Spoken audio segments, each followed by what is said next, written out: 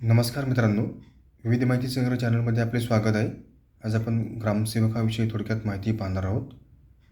पात्रता: तो महाराष्ट्राचा रहिवासी असावा. तो व्यक्ती 12वी उत्तीर्ण असावा. निवड: जिल्हा निवड समितीमार्फत. नेमणूक: मुख्य कार्यकारी अधिकारी. वेतन: जिल्हा निधीमधून दिले जाते. रजा: किरकोळ रजा गटविकास अधिकारी देतात व अर्जित रजा मुख्य कार्यकारी अधिकारी देतात. नियंत्रण: जवळचे नियंत्रण गटविकास अधिकारी यांचे, नंतरचे नियंत्रण मुख्य कार्यकारी अधिकारी यांचे असते.